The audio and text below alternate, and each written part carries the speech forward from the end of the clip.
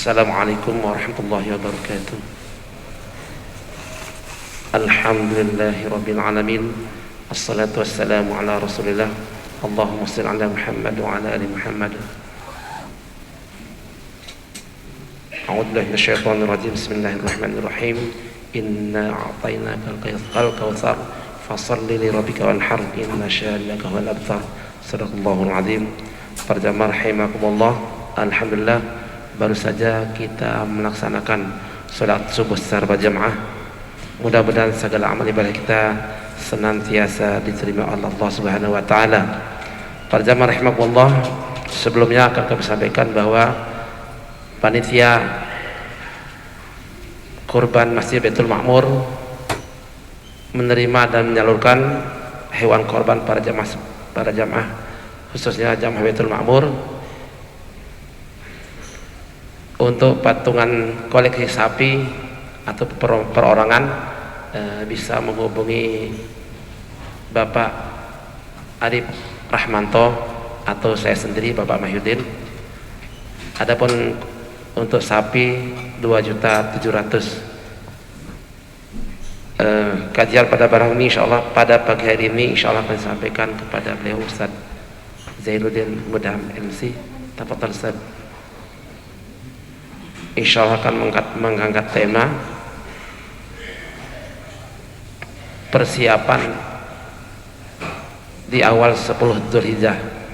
Mudah-mudahan apa yang disampaikan nanti ada manfaatnya, ada ilmu yang kita ambil dari beliau dan bisa kita amalkan. Kepada beliau dipersilakan.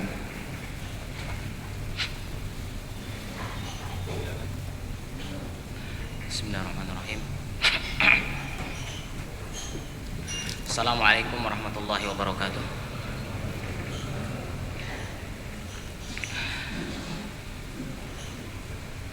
Alhamdulillahirabbil alamin.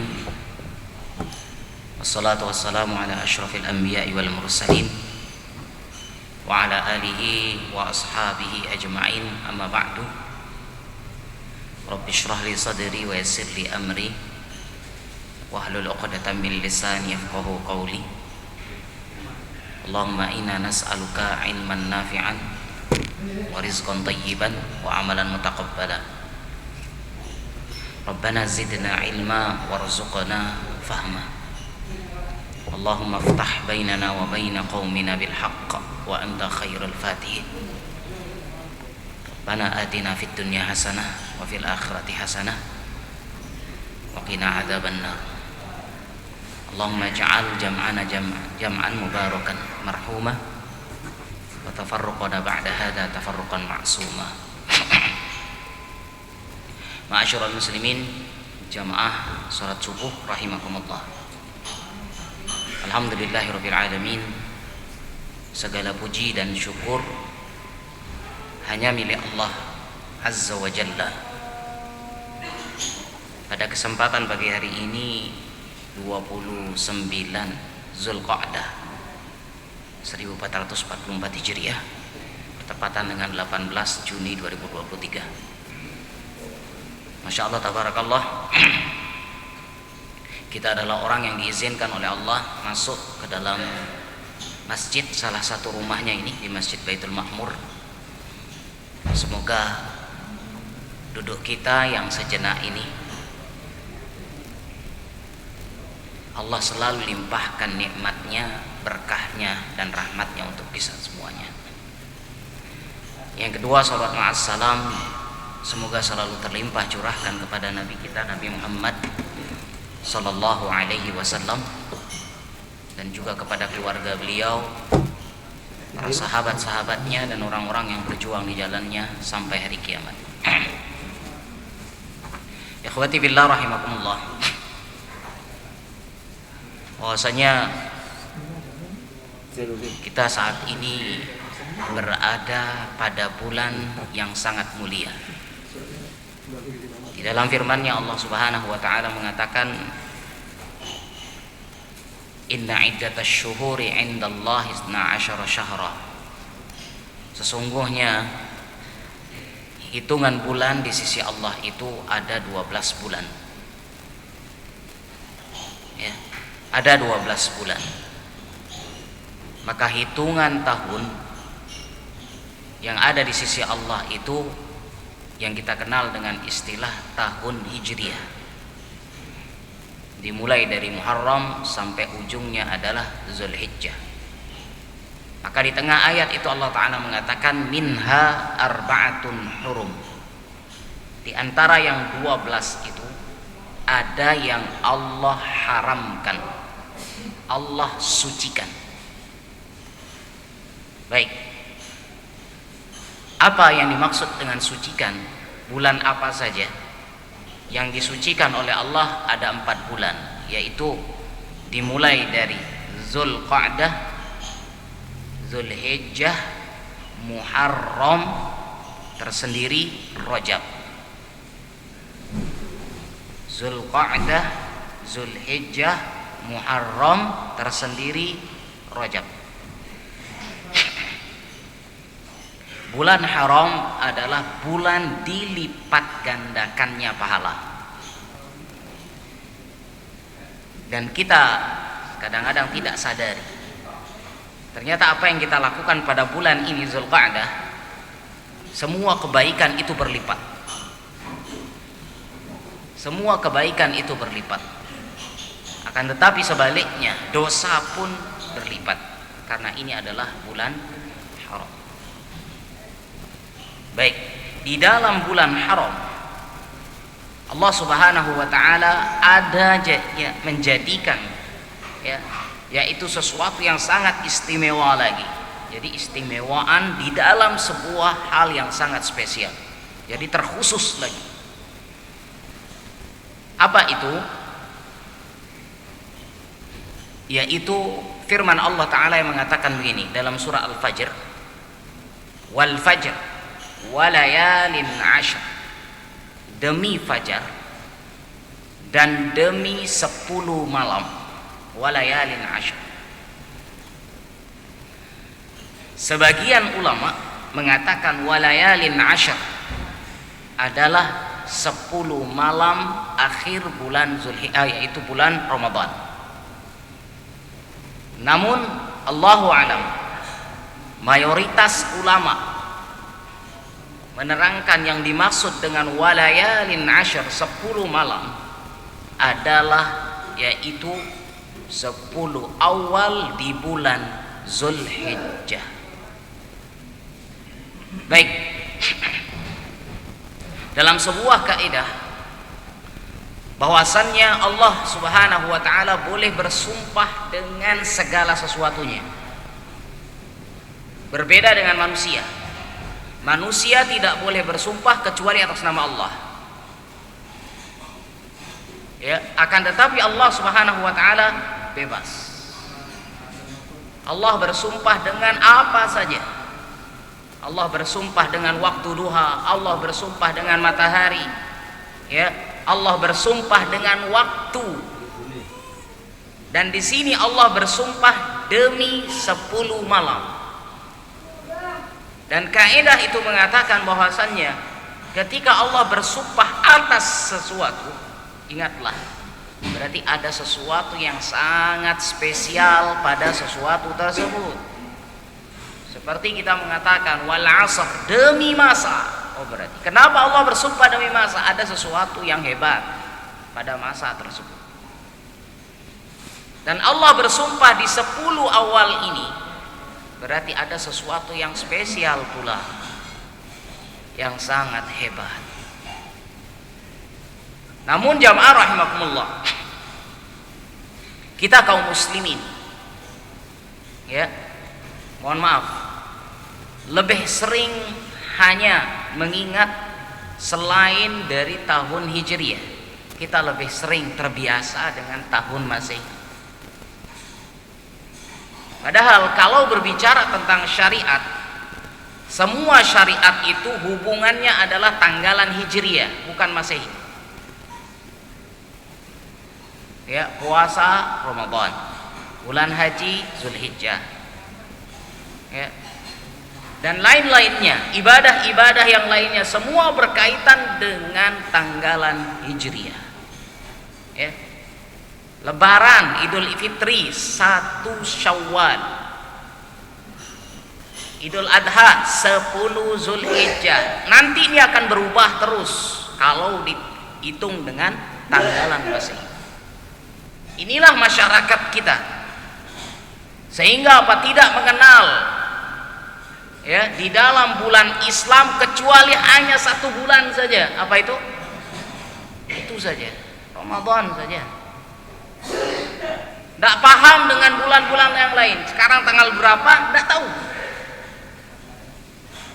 Ya, sekarang hari apa? Masih sulit. Ini tanggal berapa? Sehingga tidak paham mana namanya bulan haram, mana namanya, yaitu 10 awal Zulhijjah.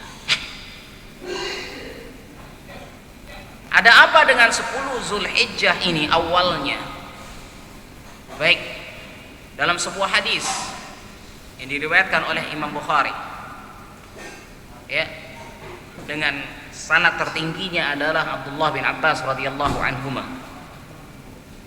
Rasulullah sallallahu alaihi wasallam bersabda, "Ma min ayyamin al-'amalu salih ahabbu ila Allah fihinna min hadhihi al-ayyamil 'ashr." Tidak ada hari-hari yang amal saleh lebih dicintai oleh Allah Subhanahu wa taala ya di dalamnya daripada 10 hari ini. Maka para sahabat radhiyallahu anhum ya, mereka berkata, "Walal jihad fi sabilillah." Ya Rasulullah, apakah orang yang berjihad fisabilillah juga tidak mampu mengalahkan orang yang beramal di 10 awal ini? Apa kata Rasulullah? Walal jihad fisabilillah. Bahkan jihad fisabilillah tidak bisa ngalahi amalan 10 hari awal ini. Bayangkan, jihad adalah puncak di dalam Islam. Jihad fisabilillah adalah, subhanallah ya, dia hitungannya adalah surga ya. Jihad fisabilillah pun tidak mampu mengalahkannya. Akan tetapi Rasul mengatakan, illa, kecuali rajulan, kecuali seseorang kharaja bi nafsihi wa malih, dia keluar dengan jiwa dan hartanya. Keluar dia jihad fisabilillah, dia bawa jiwanya dan hartanya. Falam yarji' min dzalika bi syai', akan tetapi tidak ada satupun yang pulang. Artinya apa? Hartanya habis, nyawanya hilang, baru bisa mengalahkan amalan di 10 awal Zulhijjah. Allahu Akbar. Maka inilah yang kita fokuskan pada saat ini ya, 10 awal ini. Kalau boleh kita katakan bahwasannya kalau kita betul-betul berlomba-lomba pada 10 terakhir Ramadan, sekarang kita berlomba-lomba 10 awal bulan Zulhijjah. Kapan ini? Ini dia. Hari ini adalah penghujung di bulan Zulqa'dah. Maka nanti hari ini, sore hari ini, Allahu alam, bisa saja nanti malam ya, bisa saja nanti malam 1 Zulhijjah, berarti hari Senin, bisa saja 1 Zulhijjah terhitung hari Selasa. Baik, hari ini kita berada di penghujung Zulqa'dah, maka bersiaplah. Bersiaplah untuk apa? Apa yang harus kita lakukan? Kenapa jamaah rahimakumullah? Karena ibadah pada saat di 10 awal Zulhijjah, mohon maaf, semuanya harus berdasarkan dalil-dalil yang ada. Baik, apa amalan di awal 10 Zulhijjah ini? Yang pertama, yang paling masyhur, terkenal, ya, amalan yang terbaik pada bulan atau pada awal ini yaitu haji, ya, ibadah haji. Ibadah haji ini hanya dilakukan pada saat bulan Zulhijjah, atau dikatakan dengan istilah al-ashhurum ma'lumat, bulan-bulan yang sudah diketahui, yaitu bulan Zulqa'dah, Zulhijjah. Ini dinamakan dengan bulan haji. Bahkan dikatakan Syawal pun sudah masuk. Maka jamaah rahimakumullah, ibadah haji adalah ibadah yang spesial, ibadah panggilan. Kenapa dikatakan panggilan? Karena tidak semua orang yang berkemampuan bisa berangkat haji.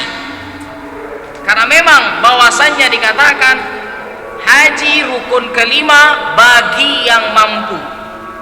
Ternyata bahwasannya haji itu bukan hanya bagi yang mampu, ya, bukan hanya kemampuan, tapi ada kemauan.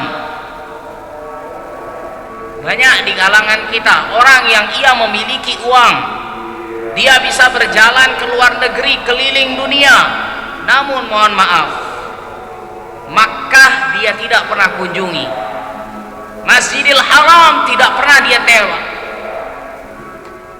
Eropa, Amerika, semua dia kelilingi dunia ini. Hanya satu negara yang dia tidak pernah, yaitu Makkah, atau yang dikatakan Masjidil Haram. Subhanallah. Maka lihatlah jamaah rahimakumullah, ibadah haji adalah ibadah orang-orang pilihan. Makanya di sana kita bertalbiyah, labbaik Allahumma labbaik. Ya Allah, kami penuhi panggilanmu. Lihat, panggilanmu berarti di sini seakan-akan sebuah tanda orang yang haji itu dipanggil oleh Allah Subhanahu wa taala. Maka menjawablah, labbaik Allahumma labbaik. Jamaah rahimakumullah, ibadah haji adalah ibadah yang besar, bukan ibadah yang kecil. Ibadah yang memerlukan kemampuan, ibadah yang membutuhkan waktu, ibadah yang membutuhkan kekuatan secara fisik dan kekuatan secara finansial, ya, bahkan kita harus berkurban segala-galanya. Kenapa? Untuk ibadah ini. Allahu Akbar. Jamaah rahimakumullah, saking kuatnya ibadah ini, saking besarnya, Allah hanya perintahkan apa? Bahwasannya di dalam firman-Nya di dalam surat Al-Baqarah, Allah Ta'ala mengatakan, wa atimmul hajja wal umrata lillah, sempurnakanlah haji dan umrah lillah, hanya untuk Allah. Di dalam surat Ali Imran, Allah Ta'ala mengatakan, walillahi 'alan nasi hijjul bait, dan untuk Allah hijjul bait, haji. Lihatlah firman Allah di sini di surat Al-Baqarah, lillahnya di akhir, di surat Ali Imran lillahnya di awal. Seakan-akan ibadah ini berkaitan bahwasannya hendaklah orang yang berangkat haji itu niatan awalnya lillah, niatan akhirnya adalah lillah, terjaga. Jangan sampai ada sebagian, mohon maaf, artinya apa? Jangan sampai di antara kita berangkat haji namun hanya istilah, hanya untuk mengangkat gengsi. Mohon maaf, supaya dipanggil Pak Haji. Subhanallah. Apalagi hajinya 3 kali, harus panggil Pak Haji 3 kali. Subhanallah. Ini niatannya harus dikuatkan. Harus dikuatkan. Kenapa? Karena ibadah haji adalah ibadah yang spesial. Jika ada rasa di sini, mohon maaf, rasa ingin dihormati, mulailah dia. Kita melakukan ibadah ini bukan mengharapkan sebuah gelar, bukan mengharapkan sebuah piagam, ya. Tapi ibadah haji ini adalah ibadah karena ketaatan. Allahu Akbar. Baik, lihat jamaah-jamaah kita. Kita di Bali ini dengan berjumlah 400 ribuan. Yang berangkat hanya sekitar pada tiap tahunnya sekitar 700-an. Lihat, di antara 400 ribu hanya 700. Berarti memang betul-betul ibadah ini hanya ya sudah terpilih, hanya spesial. Ini jamaah rahimakumullah. Kita doakan saudara-saudara kita, orang tua kita semua, ya, semua kaum muslimin yang saat ini insyaallah pada tahun ini melaksanakan ibadah haji, semoga Allah berikan kemudahan, kelancaran, ya. Dan yang terpenting adalah haji mabrur. Bagaimana tanda haji mabrur? Sebagian ulama mengatakan tanda haji mabrur itu adalah dia pulang lebih baik daripada dia berangkat. Jadi ada hal yang berubah, ya. Contoh, dulunya pelit kali sebelum berangkat haji. Ketika sepulang dari haji, masya Allah, istilahnya apa? Orang Bali bilang bares royal. Berubah, sifat buruknya berubah menjadi baik. Ini hanya bukan menjadi tanda mutlak. Ini hanya salah satu tanda hilangnya sifat buruk berubah menjadi tanda yang baik. Karena dari itu Rasulullah mengatakan al-hajjul mabrur laisa lahul jaza illal jannah. Haji yang mabrur tidak ada balasan yang pantas untuk dia kecuali surga. Ya, maka dari itu kita doakan mereka pulang nanti dalam keadaan sehat walafiat, terjaga, dan insyaallah akan berkumpul kembali dengan keluarganya masing-masing. Amin ya rabbal alamin. Baik jamaah rahimakumullah. Kita yang saat ini masya Allah, ya, apa yang harus kita lakukan? Paling tidak ada ikhtiar yang baik, bukan menyerah begitu saja. Karena memang porsi haji, ya, kuota haji, Pak Yan berapa Pak Yan? Oh, Pak Yan hafal kali dia. 30 tahun antrian. Allahu Akbar. Pasang niat yang kuat. Pasang niat yang kuat. Kalaupun tidak bisa, sekarang kita sudah merasa sudah sepuh, ya paling tidak bisa berangkat umroh. Kenapa? Lihat firman Allah Ta'ala mengatakan wa man kafara fa innallaha ghaniyyun 'anil 'alamin. Siapa yang kufur nah, siapa yang kufur, ya, fa innallaha ghaniyyun 'anil 'alamin. Allah itu maha kaya. Artinya apa? Orang yang haji, ingat, yang dia ada kemampuan tapi tidak berangkat haji, sebagian ulama mengatakan dia kafir. Ada kemampuan, semuanya dia miliki, tapi dia tidak mau berangkat. Ayat inilah salah satu sebagai tanda dia dikatakan kufur. Subhanallah. Maka biar tidak masuk dalam ayat ini, ayo coba kuatkan niatnya, ikhtiar yang baik. Ya sudah, berangkat tidak berangkat, yang penting sudah ada ikhtiar. Bukan hanya pengen tok. Kalau pengen semuanya pengen. Ikhtiar, ikhtiar, insya Allah. Baik, mudah-mudahan kitalah yang akan berangkat di tahun berikutnya. Baik, ini yang pertama. Yang kedua, amalan masya Allah di 10 awal Zulhijjah yang kedua adalah yaitu kurban. Ini lagi, amalan tidak bisa ditandingi. Kurban ini hanya spesial, ya, sembelihnya sama, hewannya sama, cuman di hari yang berbeda. Inilah yang membuat kurban itu spesial. Ya, kapan kurban itu? Nanti di 10 Zulhijjah sampai 13 Zulhijjah. Kita sudah paham itu. 4 hari waktu untuk berkurban. Nah, lihatlah jamaah rahimakumullah, lihat. Sekarang dalam sebuah hadis Nabi SAW mengatakan, man wajada sa'atan, siapa yang punya kemampuan, falam yudhahi, tapi dia tidak ada berkurban, sampai Rasulullah mengancam, fala yaqrabanna musallana, jangan dekati musolla kami. Yang dimaksud musolla di sini adalah tempat sholat id. Ya, kayak kita di lapangan, umpama di Renon, ada garis kuning tali rapia, itu dinamakan dengan musolla. Nanti setelah selesai sholat dicabut.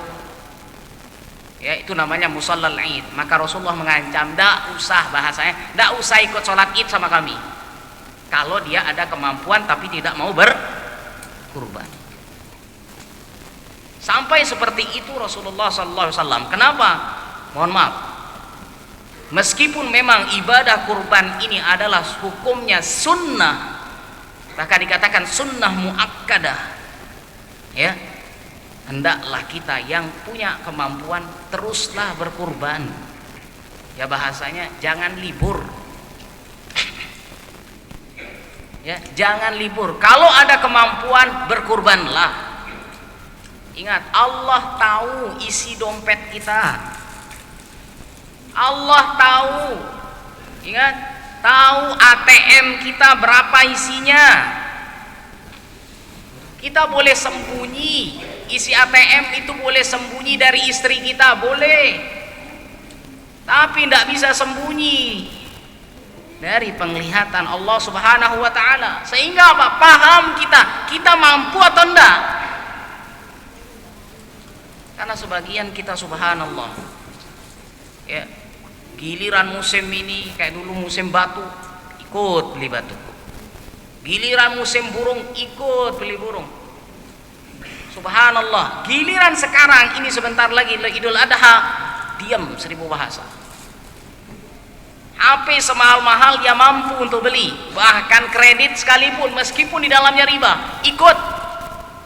Tapi giliran kurban, subhanallah, subhanallah, ya, giliran kurban tidak ikut partisipasi.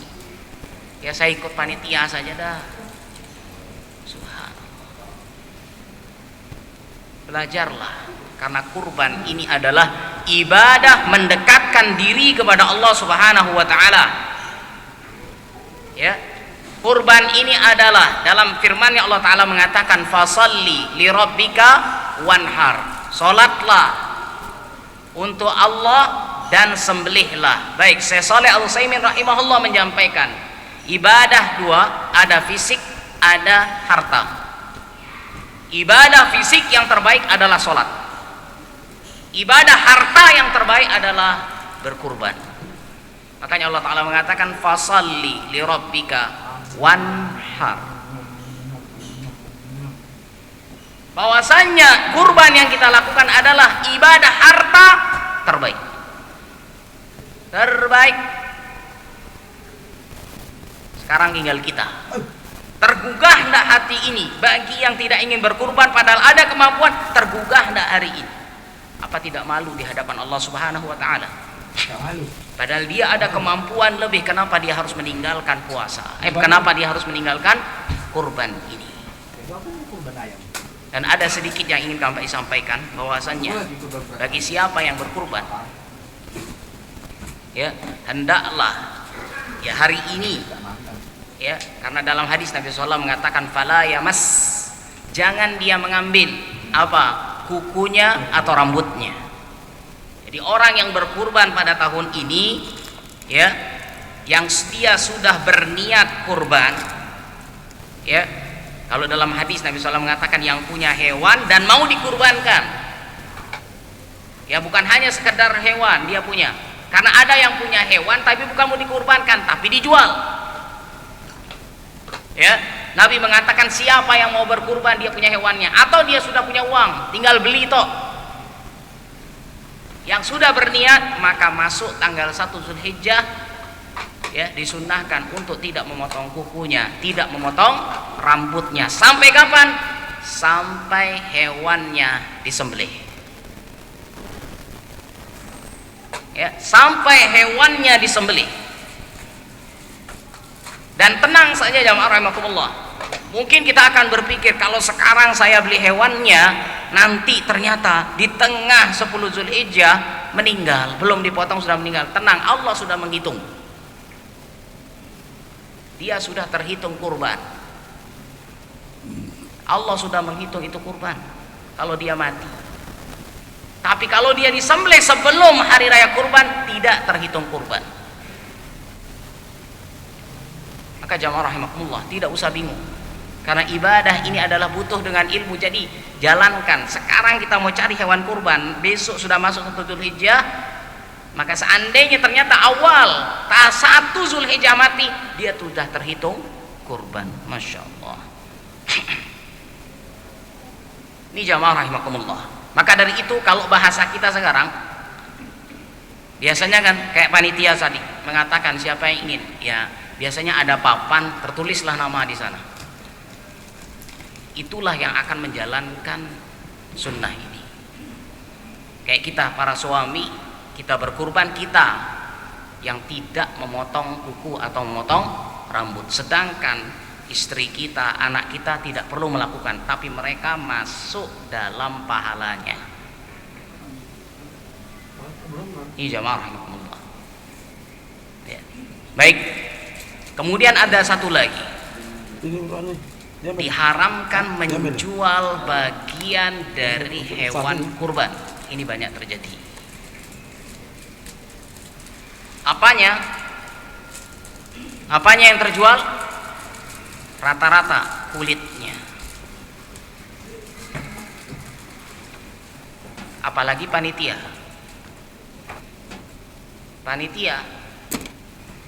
Ingat, dia adalah sebagai wakil bagi orang yang berkurban. Karena ada panitia, mohon maaf ya, panitia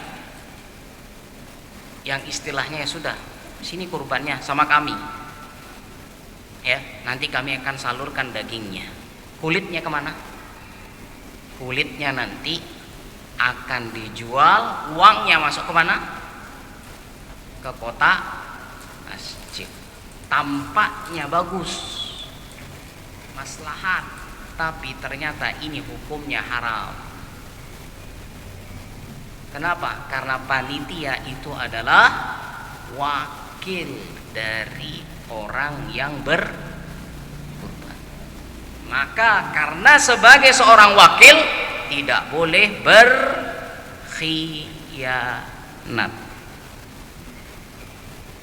Yang lebih parah lagi, ada panitia yang menjual kulit, uangnya kemana? Dipakai makan. Masya Allah. Kalau seperti ini dilakukan, kurbannya tidak sah. Maka seorang panitia harus paham. Tapi insya Allah kalau di sini kan sudah paham. Ada sebagian di luar sana, ya, panitia menjual bagian dari kulitnya, bahkan dijadikan sebagai bayaran pun tidak diperkenankan.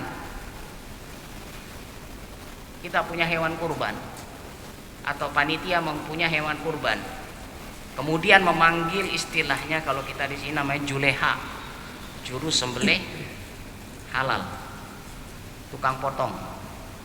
Kalau jagal itu yang punya hewannya, yang punya hewan yang mau disembelih, ya, yang jualan itu namanya jagal, yang jualan daging tiap hari, dia punya hewan itu namanya jagal, bukan yang motong, bukan yang nyembelih, tapi yang nyembelih namanya juleha, juru sembelih halal.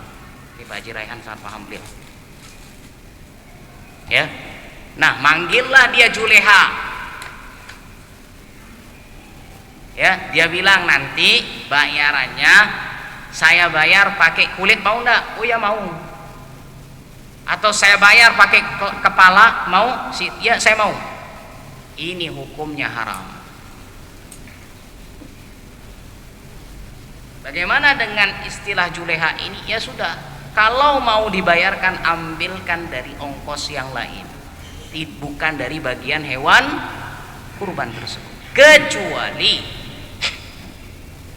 juleha itu kita kasih bagian, tapi akad kita adalah hadiah, bukan bentuk bayaran.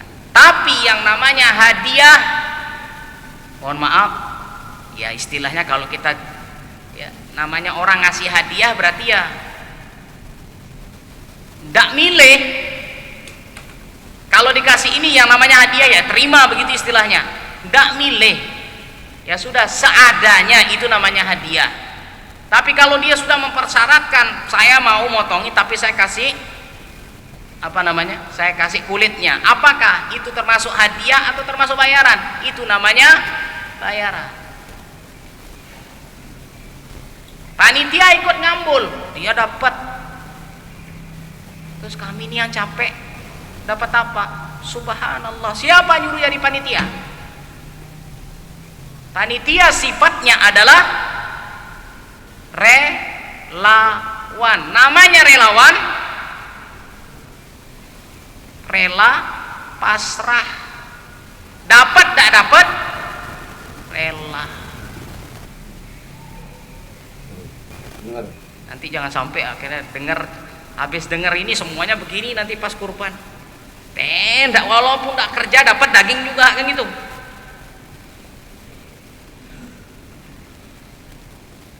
Sifat panitia adalah relawan, dia adalah sebagai wakil.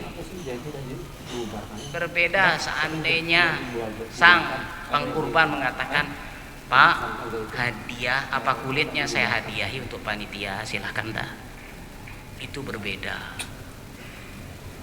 Tapi panitia jangan di awal sudah mempersyarat, boleh motong sini tapi kulit kasih kami. Ini sudah namanya syarat jual beli. Tapi ini banyak berlaku di luar sana.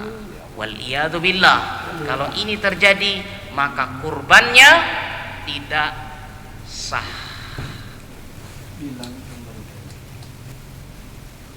Ini jamaah rahimakumullah. Ya, ibadah kurban. Maka ibadah kurban ini, anggaplah seandainya kalau kita hitung dengan uang, satu hewan tadi 3 juta, kemudian kita sedekah 3 juta kontan, dengan 3 juta kita belikan kambing, kita potong tanggal 10, maka pahalanya berbeda. Tetap yang terbaik adalah berkurban, ya, dibandingkan dengan sedekah secara kontan tadi 3 juta, itu berbeda. Kajama rahimakumullah, mohon maaf, jangan sembunyi-sembunyi.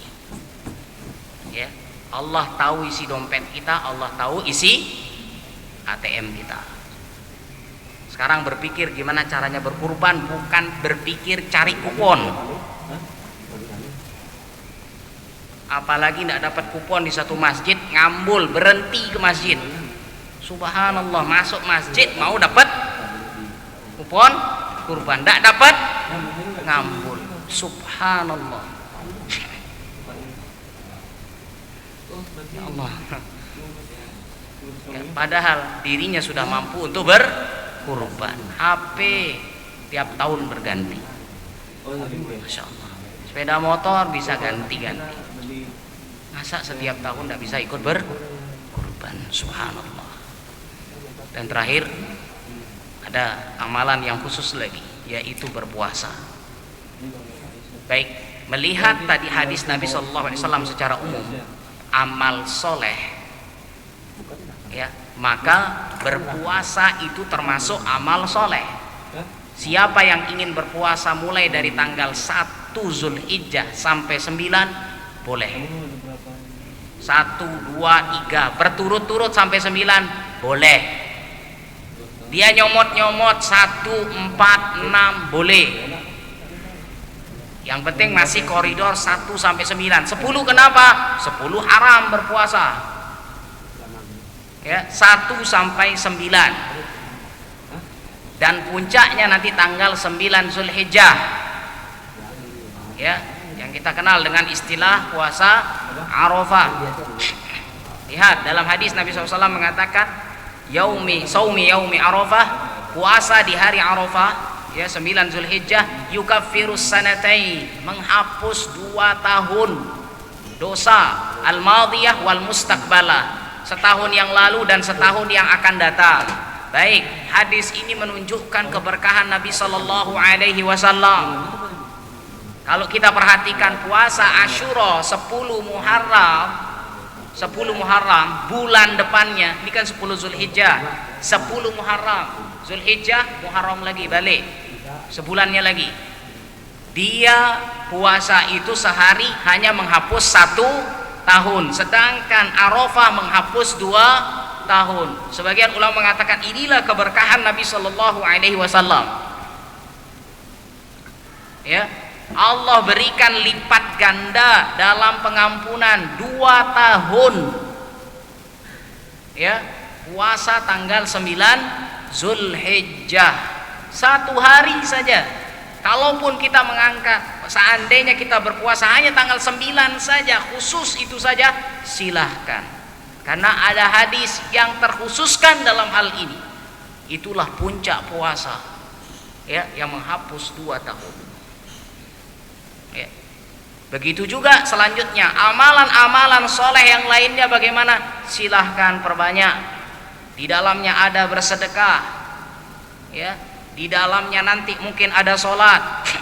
Di dalamnya mungkin ada ibadah-ibadah yang lain. Silahkan perbanyak ibadah di 10, ya. Anggap seperti 10 awal akhir Ramadan kita berlomba. Ini pun kita harus berlomba di awal 10 Zulhijjah. Pertahankan. Sampai kapan? Sampai nanti kita lebaran. Ini jamaah rahimakumullah.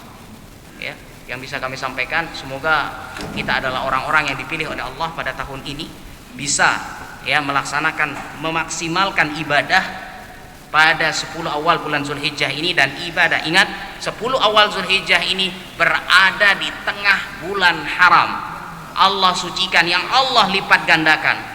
Semoga Allah Subhanahu wa taala limpahkan kepada kita kemudahannya ya, dan diberikan keberkahan di dalamnya. Demikian mungkin yang bisa kami sampaikan. Mungkin ada pertanyaan, silakan.